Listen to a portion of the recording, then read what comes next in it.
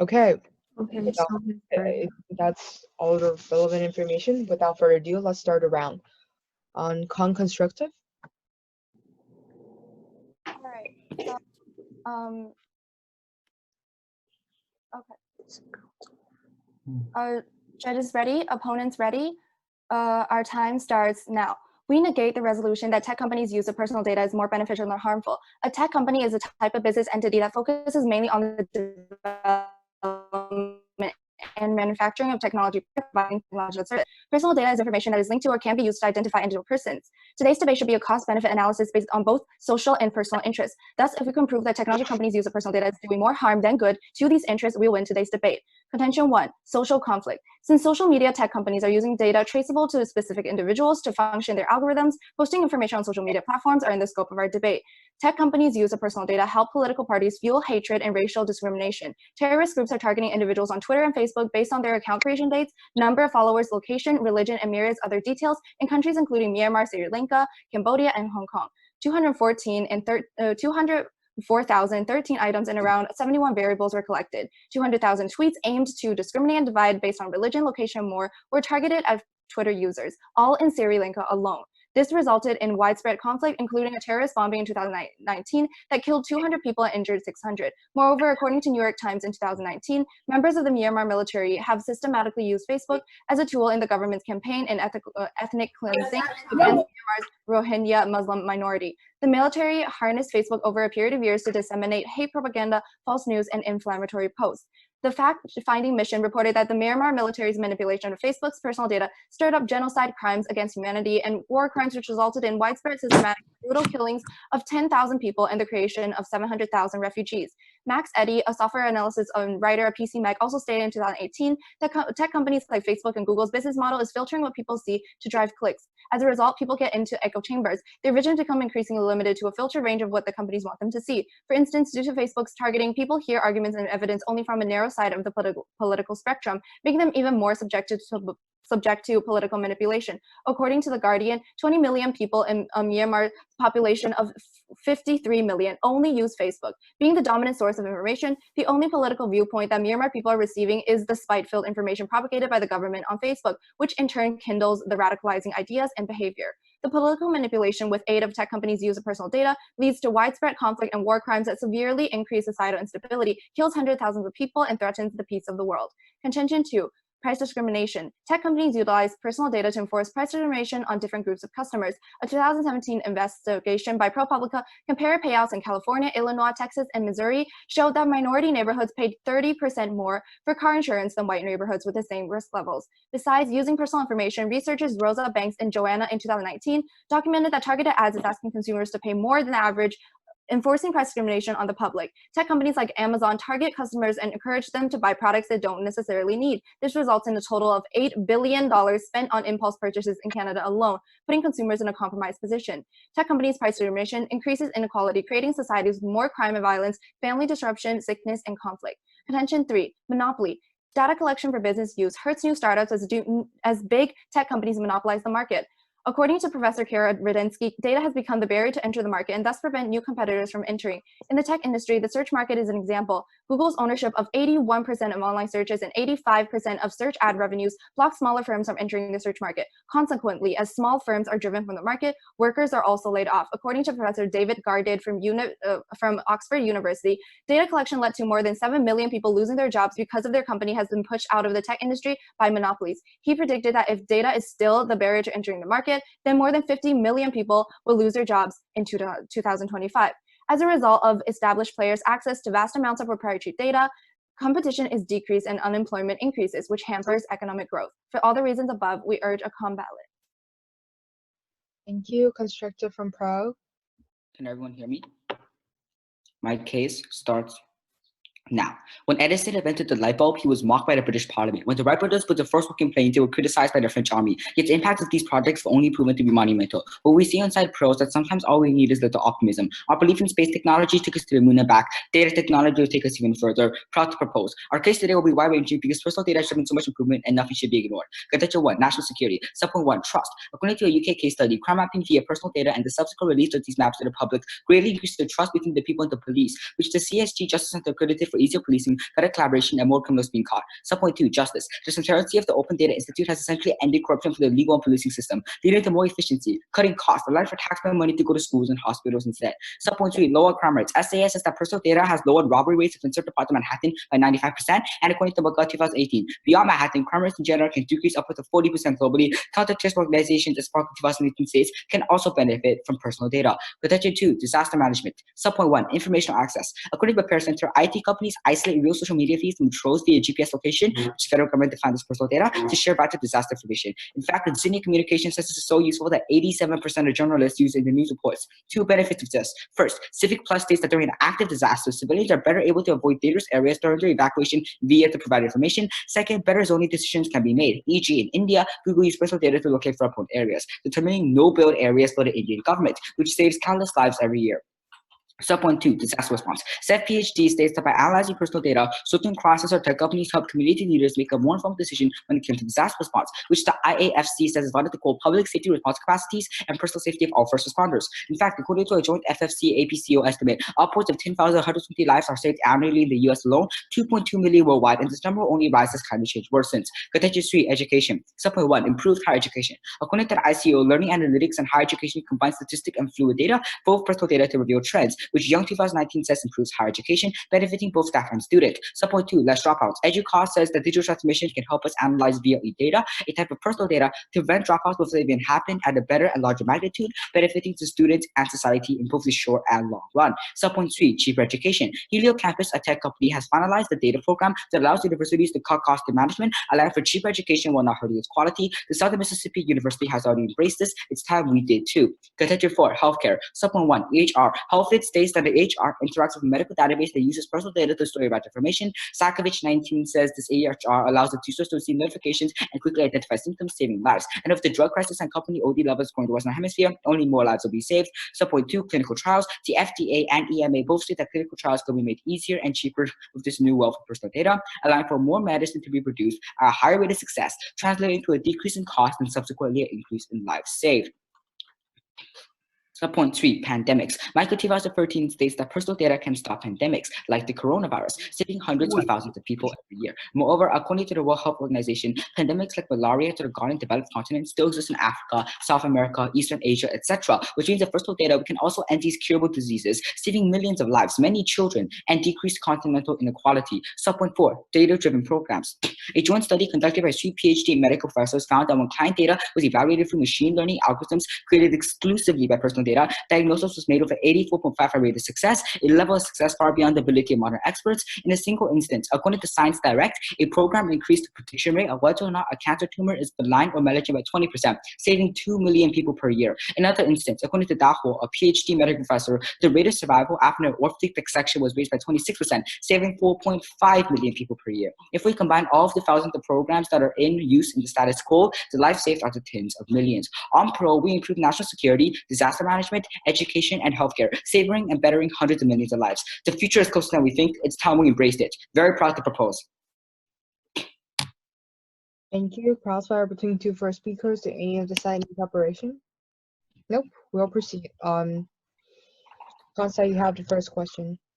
Okay, so the pro sides mentions all these benefits, but we don't see any link between personal data and the benefits. For instance, what is the necessarily link between personal data and the decreasing cost for education? Okay, so we've already explained to you that Helio Campus, which is a tech company, has finalized a data program that uses personal data that allows universities to cut cost of management. Notice this is management, not like actual education, so the quality is not harmed, simply management becomes more effective. Can I ask you a question? Okay. Or do you have a follow-up? No, you can ask me a question. Okay, inside your case, you talked about filter bubbles causing echo chambers. Let me just ask you a really hypothetical imagination, right? If there was 100 bad people, would you want to round them up and put them on an island away from society? What is the relevance of this question to our debate, and why are we asking hypothetical questions? Okay, let me then rephrase that, okay? If there's a bunch of racist people online, would you want to round them up, put them in an echo chamber so they don't affect the rest of society and allows us to have good political speech? and So good political discussions. In our contention, we're saying that the echo chambers created by the political manipulation on Facebook is stimulating people to radicalize their ideas and result in those radicalizing actions and consequences in the society. So we are talking about the consequences of the echo chambers. May I have a quick follow-up? Yes. Okay, so do you agree that echo chambers by definition means that radical people and non-radical people are separated? Radical people are in their own group of people, let's say the echo chambers, and non-radical people are on like other groups, right? So by definition, that's what an echo chamber is.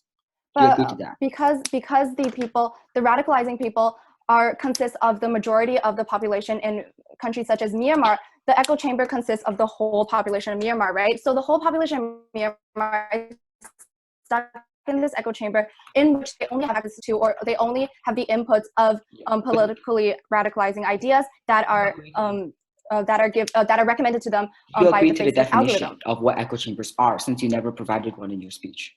The echo chambers by definition separate radical people into their own select group from unradical people. I agree that the Myanmar case is unique due to the fact that all Myanmarians are radical, but the idea is that, like, you agree, echo chambers essentially at the end of the day separates radical from non-radicals. Okay, I don't understand what the relevance of this to this debate is. We're merely talking about the consequences. Okay, if you don't understand, we can move on. Do you have a question? Okay, so you mentioned that tech companies who use of personal data can help with national justice. So what is tech companies' role in this? Got it. So like why is it not the government initiative? Yeah. So I'm trying to answer your question. So according to the Open Data Institute is essentially the institution that controls all personal data. The Open Data Institute is actually controlled by the government, and according to the Open Data Institute itself, transparency within its system has ended corruption, leading to more efficiency. So the thing itself says it's very useful. The evidence shows. Okay, your time is up. If you want to, I can send you the link in the chat box. Okay. Thank you. Can I have 1 minute prep time?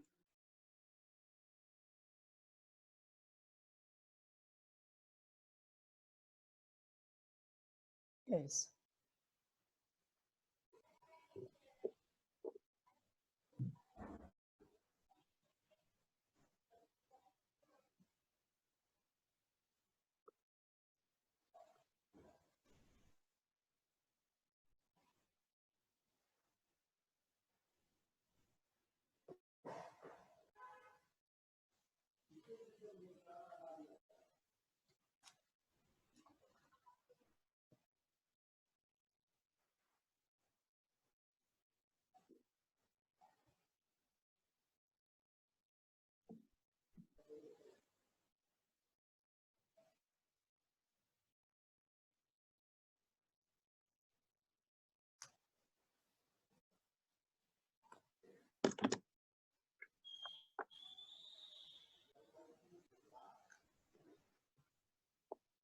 Okay, so I'm ready.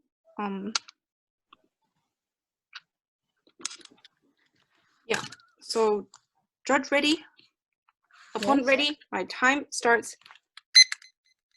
now.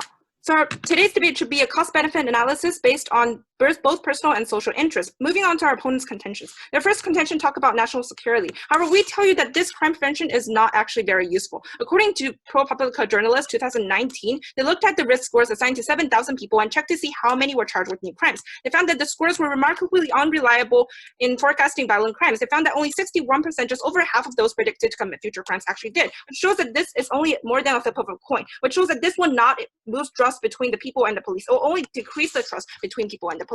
And secondly, we tell you that this will lead to racism. According to Bernstein 2019, since being black is correlated with higher crime rates, if we build a predictive model, it will likely result in higher risk assessment scores for people who are black. Those will lead to more injustice in the society.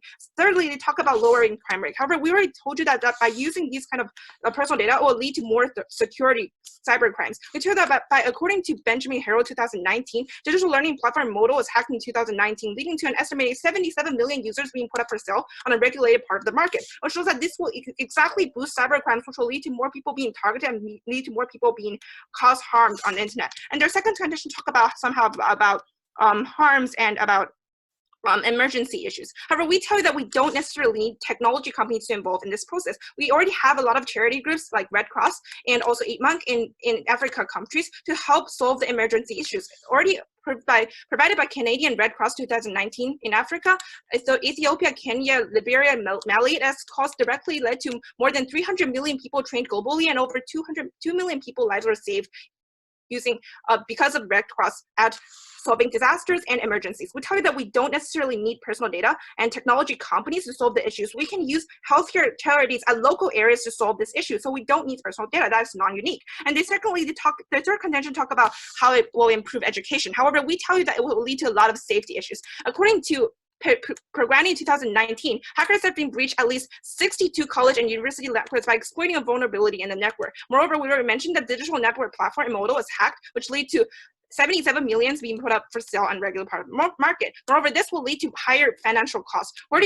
According to Liam Murray 2019, education of data breaches cost an average $300 per lost or stolen record, which shows that we've told you that 77 million users were actually led to stolen, and each stolen record will lead to $300 cost, which will lead to more cost for the schools. We don't see why this will reduce the cost for the schools. And thirdly, will lead to more cyberbullying. According to Liam Murray 2019, if data leak contains sensitive information about pupils' learning difficulties, it could be used for cyberbullying. So it will negatively harm all the students which data were being hacked and breached, which is a very big impact. We tell you that even if students' impact can somehow benefit it is actually overall harming them, because it is leading to more harm, more breaches and hacking, which will lead to cybercrimes, cyberbullying. We tell you that the fourth contention, they talk about healthcare. However, first of all, healthcare will lead to more exploitation of personal information. According to Jessica Davis 2019, in 2018, the healthcare sector saw 50 million patient records being stolen by 503 breaches. Moreover, in 2017, that number has tripled. And then in 2019, there's potentially more than 25 million patient records being breached. We tell you that this number is increasing, and our opponents failed to solve this issue. It is only leading to more serious issues because of the use of personal data in the healthcare sector. And we tell you that secondly, we don't necessarily need to use personal data. According to stats, according to GDPR, personal data that has been rendered anonymous in such a way that individuals are no longer identifiable is not considered personal data. We tell that according to American Nurse, de-identified personal data has already solved early sepsis, which has led to decreased mortality rate by 24%. Compared by our opponents saying 20%, I think our impact definitely outweighs theirs. For all the reasons above, we urge a strong, calm ballot. Thank you. Thank you. Rebuttal from the pro. Can everyone hear me? Cool. All right, my time starts now. In my speech, I'm going to be doing two things. Firstly, I'm going to give you a line-by-line analysis of the case and tell you why we reject their arguments. And secondly, I'll be strengthening our case after the rebuttal speech. So to begin with their case, right, we reject their framework. The problem here is that they don't define what personal interest or social interest is, and therefore is a difficult metric to work under. That is why we prefer our framework, that is to say cost-benefit analysis. In this regard, we think our arguments on saving lives should be more heavily weighed in this debate, as lives are invaluable and must be weighed greater than socioeconomic benefits and harms. With that being said, rebuttals towards their case. The first thing they talk about is terrorists attack people using social media. We think the link here is quite a slippery slope, right? Just because of the fact that I know where somebody lives or something like that on social media does not directly equate to terrorists having motive to attack these people, right? We think that if terrorists want to attack people, they're going to do that anyways. This point is not necessarily exclusive, simply because of the fact that terrorists want to create terror, and without social media, they can do that too. But B, we think this argument has a very limited impact, right? Because we think that oftentimes in the majority of instances, especially in the modern day, the majority of terrorist attacks that happen now are digital, right? Which means that even if your things are hacked, we think that that is not a big enough impact to be weighed over the things we tell you.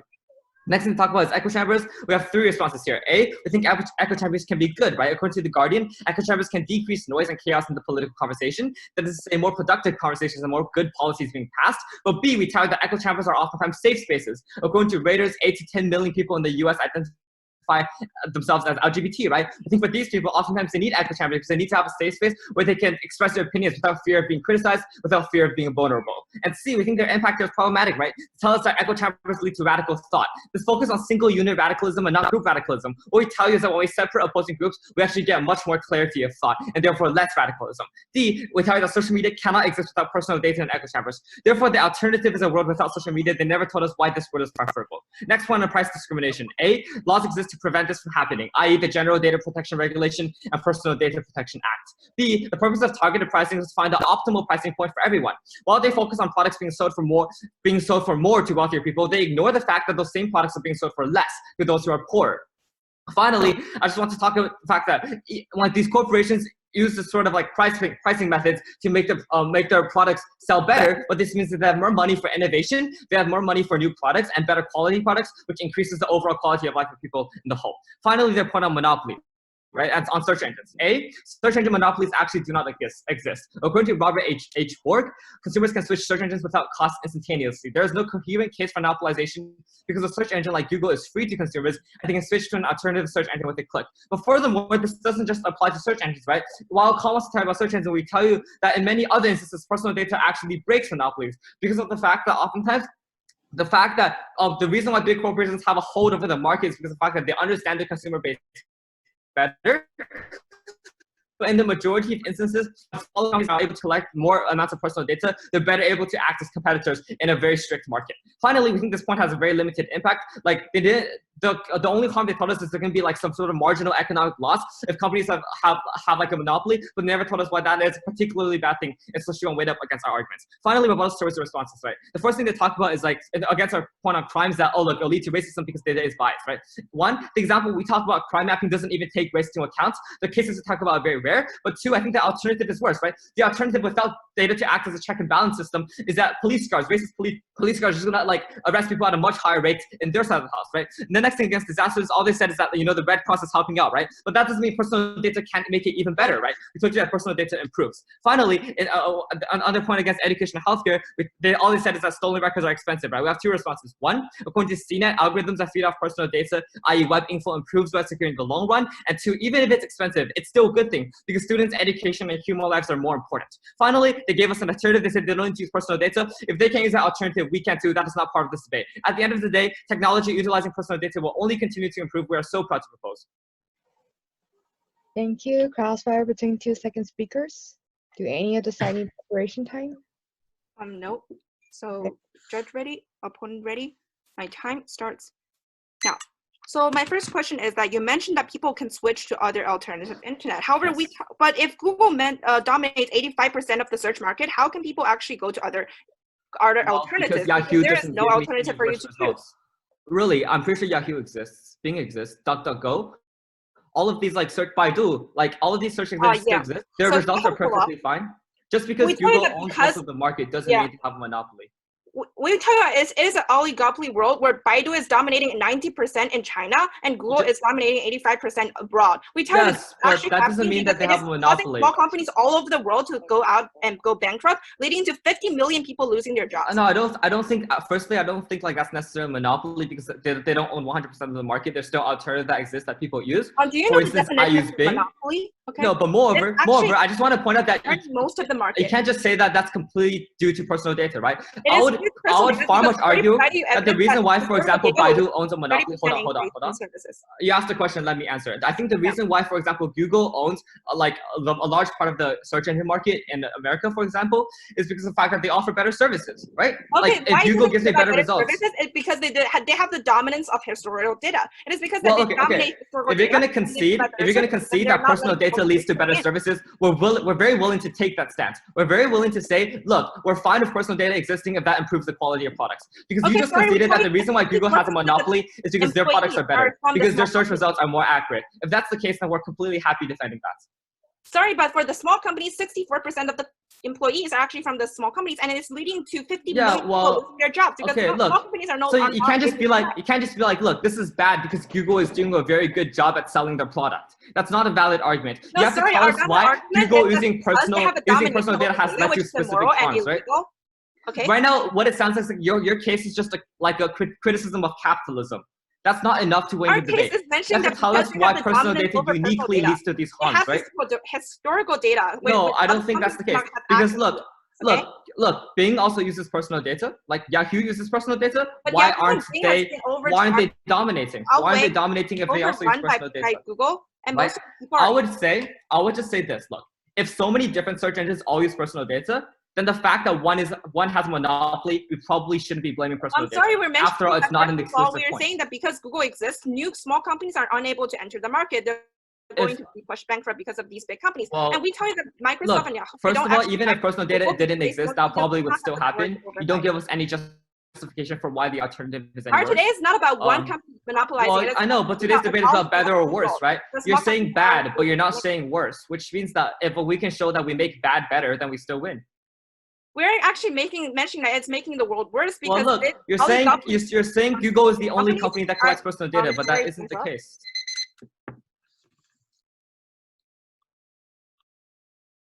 Thank you. Summary from Khan. Do you need any preparation time?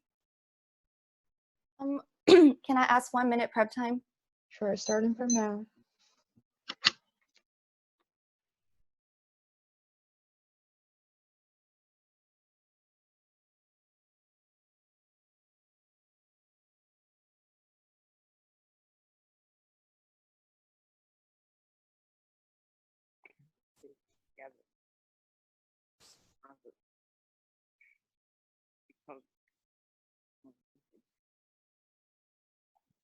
Together.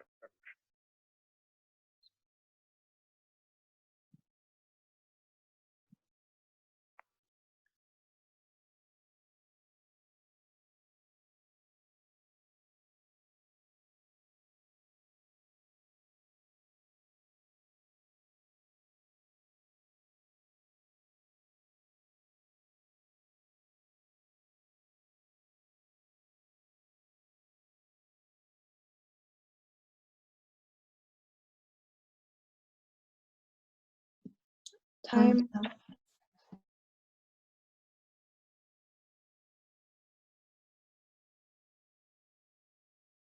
Okay, so judges ready, opponents ready.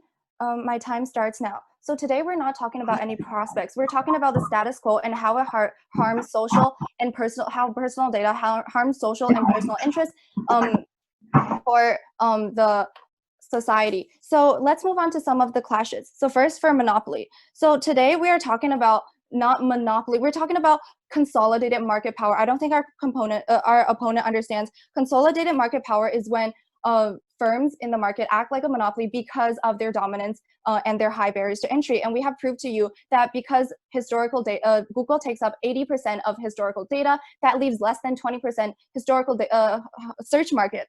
Google takes up 80% of the search market, that leaves less than 20% of the search market for smaller companies. And our opponents have already admitted that they want a market where it is driven by innovation. Innovation is emerging every day. And we are telling you that because of monopoly, the innovation is hindered because smaller companies are being pushed out of the market, causing people projected 50 million job losses in the economy. And let's move on to manipulation. First, our opponents doesn't understand our link. However, we're telling you that because of the radicalizing posts that are posted on Facebook that are manipulated by the Myanmar government. The Facebook is, whether intentionally or unintentionally, using these behavioral online post data to use it in their algorithm. So they are using the personal data in their algorithms to recommend it to different people in Myanmar. And our opponents question our impact, and we have told you that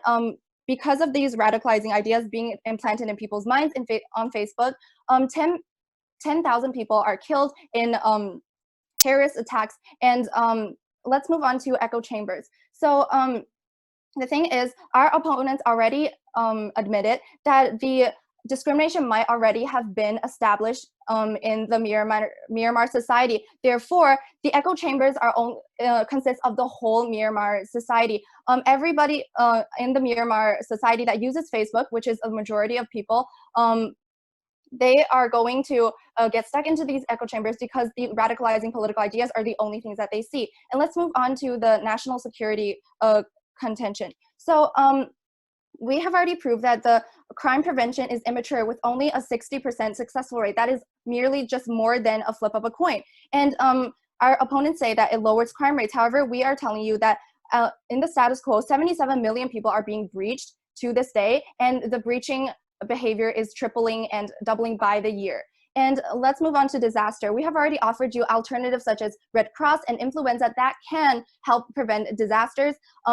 So that weakens your impact. And for education, we have already told you, you admit that education is cheaper. However, you also admit that education makes, that the use of personal data in education makes people pay more. You're contradicting yourself, and our breaches and digital hacks in education also outweigh the impacts that you guys mentioned. Summary from Pro.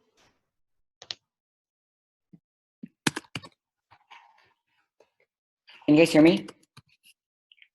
Okay, I'm gonna, so my case starts now. Firstly, I just want to quickly clarify the framework, right? Our opponents to that previous summary speech still did not define what social interest is, which means by default, due to the fact that they don't really have a framework whatsoever, you have to use our framework, which is cost-benefit analysis with life considered as the first priority and monetary wealth considered as the second priority. Since there is no alternative, we want our framework by default. Now let's move on to their case, right? I'd like to give 3 main rebuttals to their case that proves that we win, right? Firstly, right, a lot of their case focus on idea that like alternatives already exist, but we say that isn't enough to win the case, right? Alternatives simply aren't enough to win the case, right? If we can prove that personal data makes things better, we win today's debate. Today's debate is not on bad or good, it's on worse or better. We say that as even if there's alternatives, as long as we prove it gets better, we win. Moreover, we say our alternative thing simply isn't true, right? The alternative to disaster management using personal data is Red Cross. However, what they fail to realize is we talked about Red Cross in our case. We specifically said that IT companies work with certain government agencies to do this, right? Red Cross themselves say they use personal data. They use personal data they get from people over 14 years old. It's clear that even the alternatives use personal data. At a certain point, you have to realize their entire rebuttal speech, which is like alternatives, is just simply not true. Secondly, right, they talked about how like they conceded to our benefits, right? Most of the rebuttal has been your benefits are true, but there are also harms to their benefits. So we say that like so long as you can prove our benefits outweigh the harms, we win because they have agreed that the benefits are true.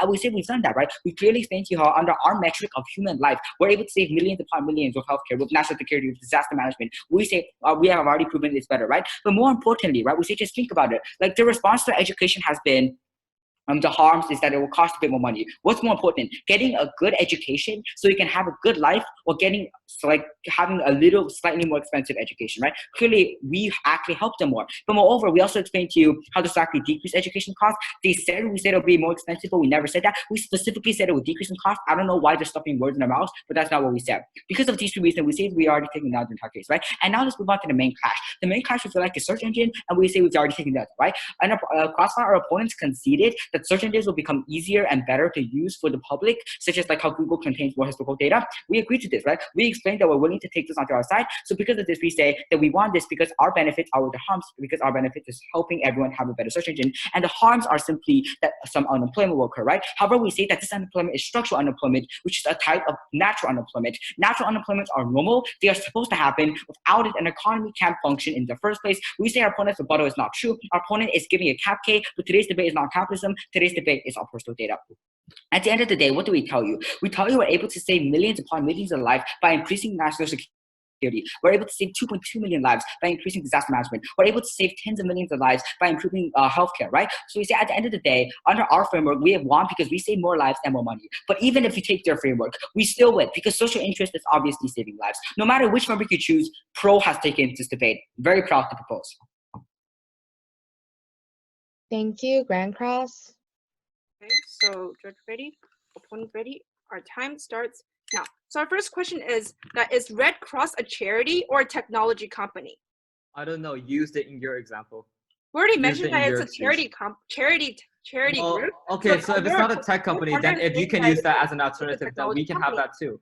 So on your side, the Red Cross does help, right? On our side, the Red Cross doesn't suddenly stop existing. The Red Cross also exists with personal data. Yeah, so can I have a follow-up? So personal data helps the Red Cross, right? Yeah, but we tell you that Red Cross is saving 2 million lives compared with... Yeah, and how are they doing that? Yeah. How is the Red Cross saving 2 million Saving lives? 2 million With lives. personal data. The Red Cross uses personal data to save 2 million lives. That example comes to our side because the Red Cross uses personal Red data. Cross is not a technology company, so it's not considered. It partners with Look, either the Red Cross is not a technology company and is not part of this debate, then I don't know why you brought it up in the first place, Well, or we it is. brought it up And, because it's and it works with tech companies, right? If it works with tech companies and we can consider it as part of this debate, because you brought it up in the first place, all we're telling you is that example falls to our side. Sorry, it falls to our side because it's not a technology company, so it's an alternative, which can be as effective as a technology company. Even if it's an alternative, right? That alternative is still better. That alternative is still better for our side. Look about it. Think about it like right. On your side, you still exist, but we also have personal on top of that. Can you have a look? So we get additional benefits. What we mean. Anyways, we're going off topic. We should probably talk about some other points too. What we mean is that in today's society, without personal data, we can also save lives. So we do not see the necessity of. Look, no, I know. Personal data. I know. You can save lives. You can save.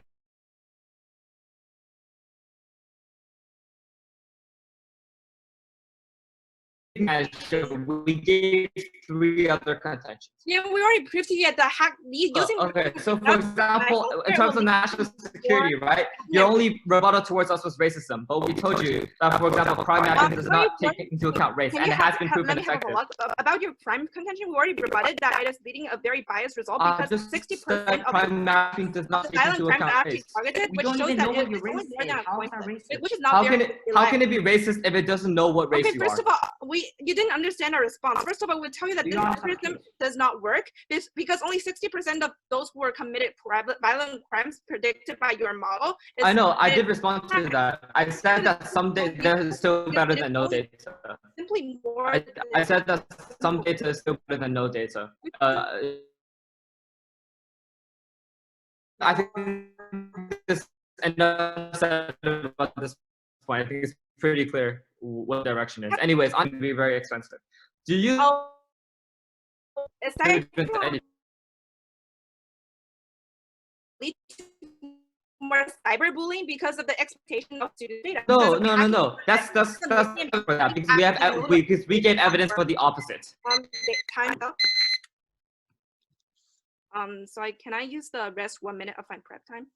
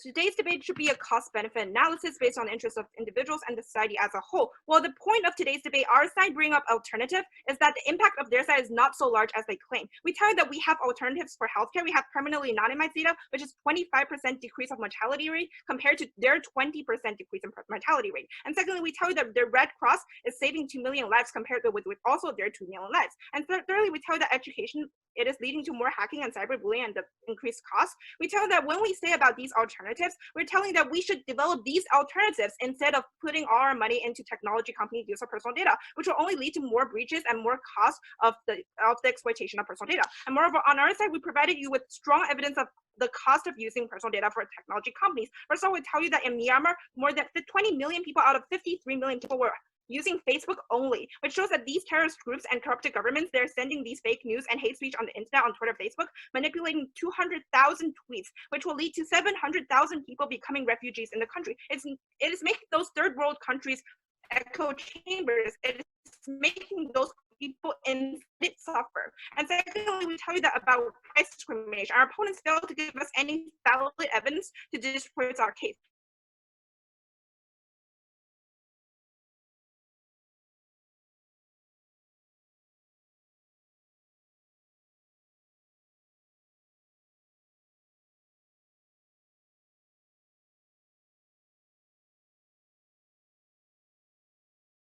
about monopoly. Our opponent failed to give us any example or any data about how small companies are thriving. However, we tell that monopoly, like Google, are taking 85% of the market, and Baidu is taking up 90% of the market, which is causing small companies which has no historical search data, leading to all of them going bankrupt, with 7 to 50 million people losing their jobs projected in right now and also in the future. We tell that this is actually causing a lot of harm, and on our side we have alternatives to solve the problem. For all the reasons above, very proud to oppose. Thank you.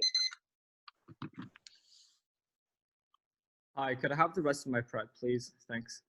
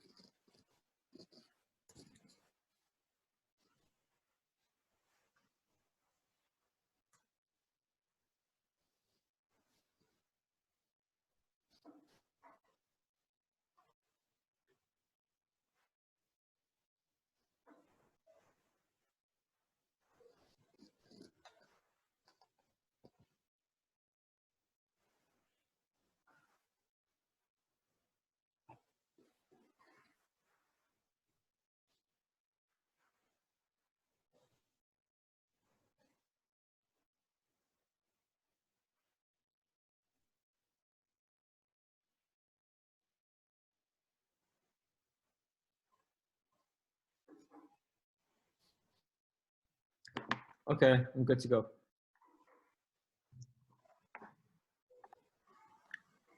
Everyone ready? Okay. My time starts now. Okay, so why do we win today's debate, right? There are 5 reasons. First, we've provided rebuttals and told you why their arguments are flawed. We told you why their point on terrorists is a slippery slope and is not exclusive to personal data. We told you that echo chambers increase political clarity and is crucial for LGBT people who need safe spaces for their emotional well-being. We told you that laws prevent abusive price discrimination and that tailored pricing is good for the poor. Finally, we told you that search engine monopolies, which is their only example, don't exist. We also told you how personal data helps small businesses become more competitive, which helps the 64% of employees who work for these businesses. Second, we explained why their rebuttals weren't adequate, right? The line is essentially that alternatives exist. 2 things I want to say here. A, even if alternatives exist, the fact that personal data is still helpful is still an impact we get. And B, the alternative they give us use personal data, right? The Red Cross collects personal data. Hence, we think our arguments at large still stand. Third, we told you that even if we accept the arguments and say that they're true, we still win this debate. Why? Because of framework, right? Because we think that we won the framework debate, but regardless of which framework we use, it seems like human lives are the most important point in this debate, right? So even if they're able to prove echo chambers, price manipulation, and whatnot, we think our points on national security, disaster management, and healthcare, which save millions upon millions of lives, simply outweigh their arguments. Fourth, we gave you the big picture. In our first speech, we told you that we have a stance of optimism. At large, we believe that there are more good people than bad people. So for every one bad person that tries to do harm, there will always be many more good people who are there to help stop them and do good. For every one terrorist we see on their side of the house, we see 5 more police guards on our side of the house preventing them from doing harm, right? We think this is a battle that we can win. Fifth and finally, we have to realize that the situation is urgent. With climate change, nuclear war, large-scale disease, and the fall of democracy at stake, we need a solution sooner than ever. Even if personal data fails in the end, it's still worth a try because it may be the last chance you get. At the end of the day, what have we told you, right?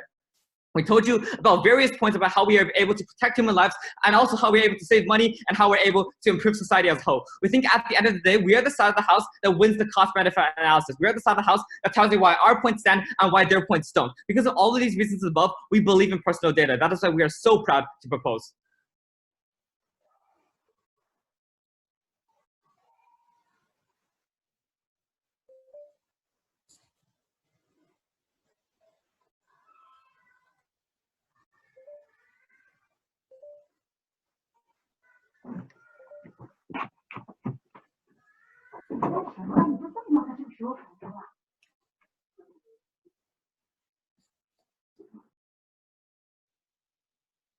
Can we vote now? Yeah, if you are ready. Yeah, I think we're voting on a mini program so that none Yes. of our decision is influencing other people's decision.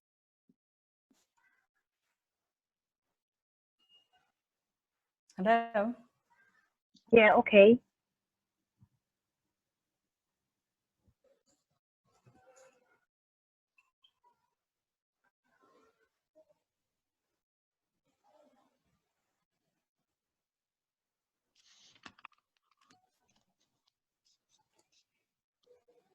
I'm ready. Is everyone?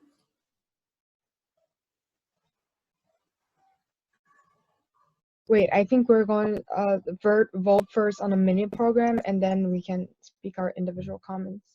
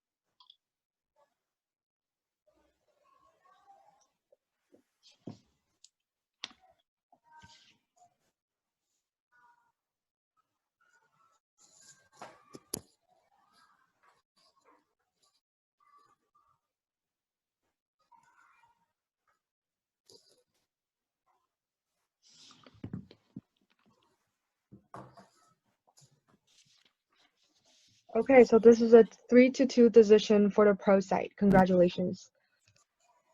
I'm gonna give my comments first because I'm the one who voted for the con.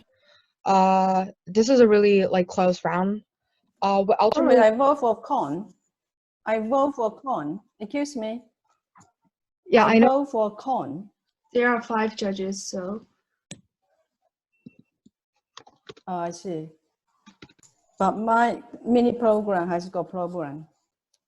I don't think we can upload the result. Yeah, I think so. You and I vote for con. The other 3 judges vote for pro. Yeah. So that's a 3-2 decision for the pro side. I see. Since I'm the minority, so I'm gonna give my comments on why I vote for the con side. So basically, I think this is a really close debate. I think there are arguments that both of the sides get.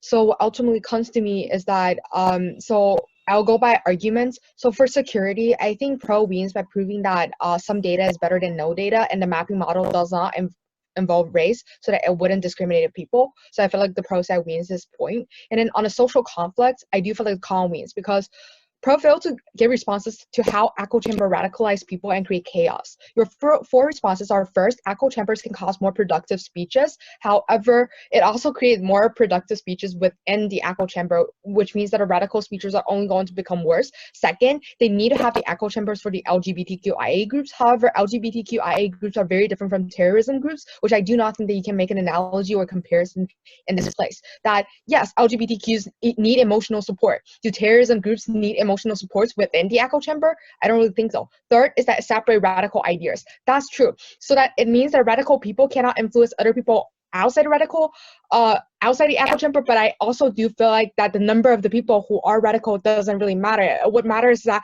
some of the people are very radical and they go extreme and they go revolution something. So I do not feel like your point kind of stands. And the fourth is like, this is a social media problem. As long as social media exists, there will always be echo chamber. But I think what the concept has been mentioning is that how this personal data leads to recommendation of these kind of certain groups, which allow them to glue together, which exacerbate the problems. So same with the terrorism group. I feel like their argument about terrorism is more like how it allows a terrorism group to target specific people with specific religions that allow them to glue together and become more radical. So I do feel like on this point they win, and this is my main voting issue, because I feel like the impact is very great, as they mentioned, like genocide, and how Myanmar government has been able to, like, the corruptive government have been able to use that to target specific people and create refugees. So I feel like that is my main voting issue. Other than that, I feel like price discrimination can't also win.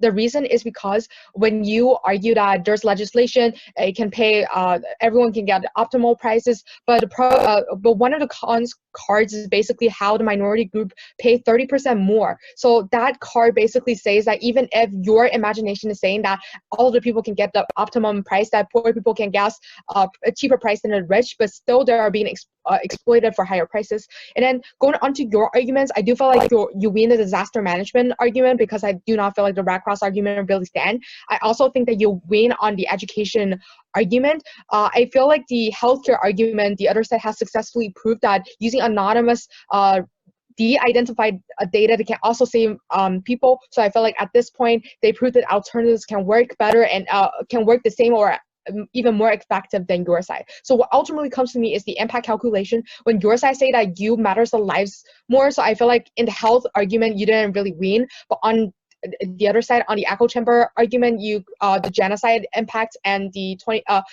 700,000 refugees created from that really counted to me as lives. So I feel like in this impact weighing calculation, I voted for the con side, but overall it's a very close debate. Yeah. Thank you for your feedback. Thanks.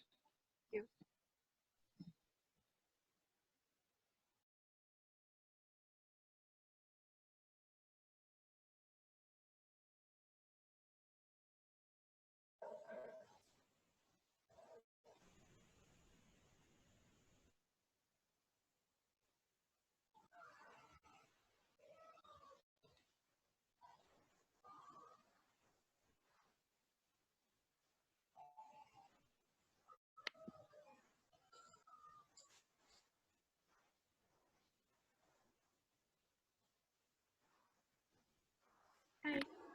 So all of you guys were doing a great job. So congratulations and for like reaching to final. So what I want to tell you is just one thing, like instead of contentions that the judge has been like emphasizing. What I want to tell you is like during Crossfire, especially, it is an online competition. Make sure that your arguments, like, because your arguments is based on mutual comprehension. So make sure you hear the other side clearly so that you can, like, based on your arguments and give your own responses instead of like arguing at the same time, like simultaneously. And that really confuses the judges, because like in real life we could just focus on one side, but online sometimes are confused, and that's difficult for us to hear, especially the evidence, where the data like are massively exist. So please make sure that during the crossfire, it's a back and forth like war, and for the judges like easier to understand. Yeah, so that's what my advice is. And the arguments are really it's a really close competition, as I noted in the ballot, so that you guys can see it later. Thank you. Thanks. So I feel like it's a very tight debate, and to me there are 6 main voting issues. The first one is crime prevention. I feel like pro won this point because con proved that current crime prevention is a failure and creates more problems, but pro successfully proved that they have a bigger impact, which is save more lives than crime prevention without using personal data. And the second voting point is education. Con won this point. Their argument is more offensive in costing more money, and pro's rebuttal sounds like based on speculation. For example, like going to good college will benefit your life, etc. I feel like it's just not solid enough. And the third voting issue is healthcare. Pro won this point by proving that personal data could actually save more lives, other than charities like Red Cross. And the fourth one is social conflict. Con won this point because, as the previous judges said, that pro's evidence is somehow irrelevant to the topic, where that's just basically not the same thing.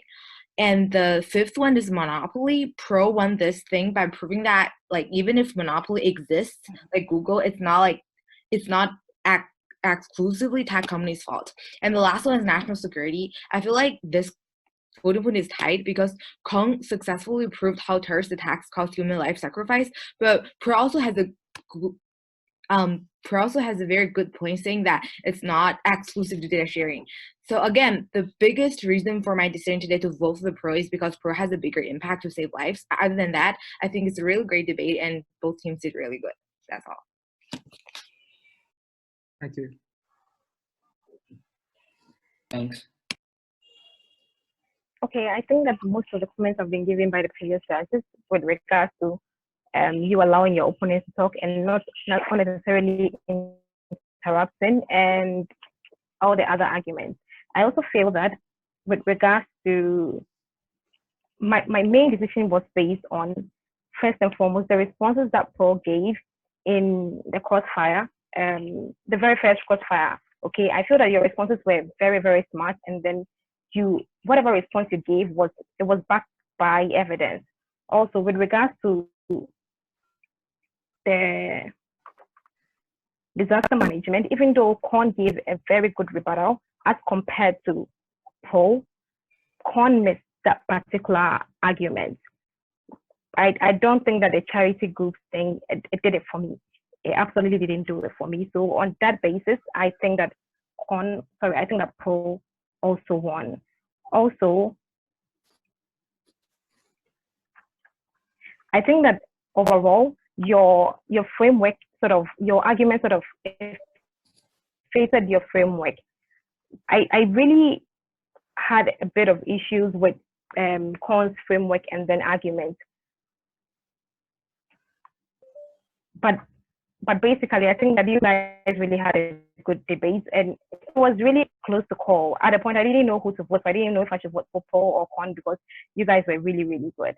Because, yeah, you were well prepared and you had like a lot of information to back up all the arguments you made. Yeah, so congrats. Thank you. Thank you. Thanks. Thank you.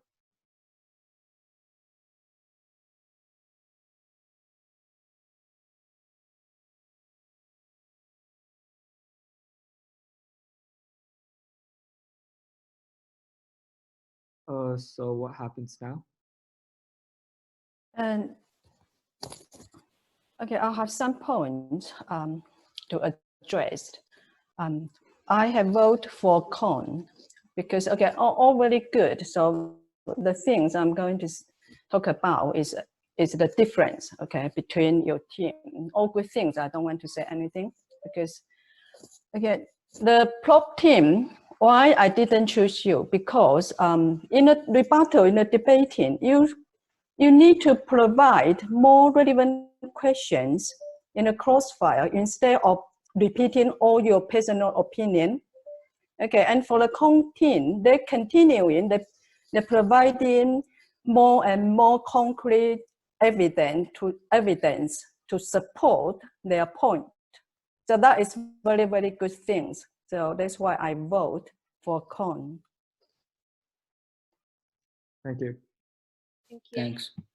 Thank you. Okay, it's goodbye from Jinu. It has been very nice meeting you all. Thanks. Bye. So no more comments, right? Are we finished? Yeah. Is it all done? Yeah, so I'm going to end the meeting now. Okay.